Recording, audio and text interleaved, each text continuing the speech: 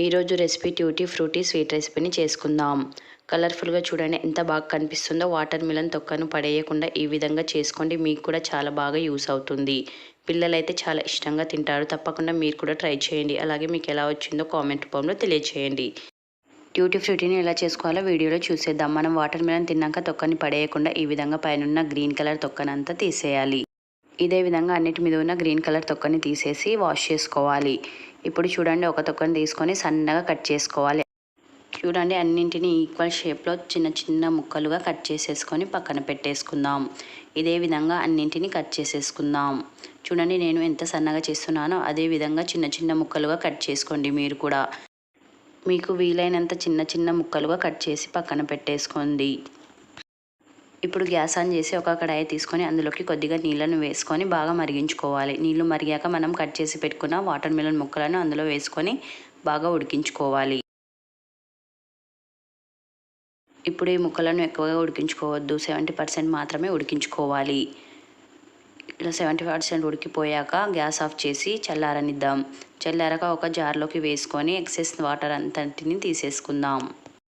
ఇప్పుడు ఒక బౌల్ని తీసుకొని వీటిని బౌల్లో యాడ్ చేసుకొని ఎన్ని బౌల్స్ అవుతాయో చూసుకుందాం. నాకైతే 2 బౌల్స్ అయ్యాయి. దానికి 3/4 కప్పు షుగర్ని తీసుకుంటే చాలు. గ్యాస్ మీద ఒక గిన్నెని పెట్టుకొని అందులోకి 3/4 కప్పు షుగర్ని వేసుకొని 2 కప్పుల నీళ్ళను వేసుకుందాం. మనకు మరీ షుగర్ పాకం బాగా తీగ పాకంగా రావని అవసరం లేదు. కొద్దిగా స్టిక్కీగా అవుతే చాలు.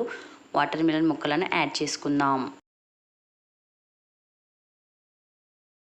ఇప్పుడు మనం ఖచ్చితంగా ముక్కలను 5 to 10 minutes ఉడికించుకోవాలి. ఎందుకంటే మనం ఉడికించుకోవడం వల్ల షుగర్ పాకం అనేది ముక్కలకు బాగా పడుతుంది.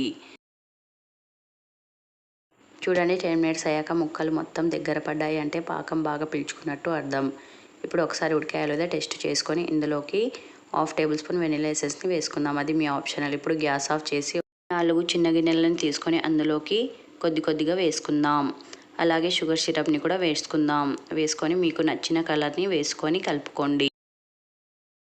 నేను 4 కలర్స్ వేసి కలుపుకుంటున్నాను. మీ దగ్గర కలర్ లేదనుకుంటే అదే కలర్లో వైట్ కలర్లోనే ఉంచుకొని కూడా చేసుకోవచ్చు. అది మీ ఆప్షనల్.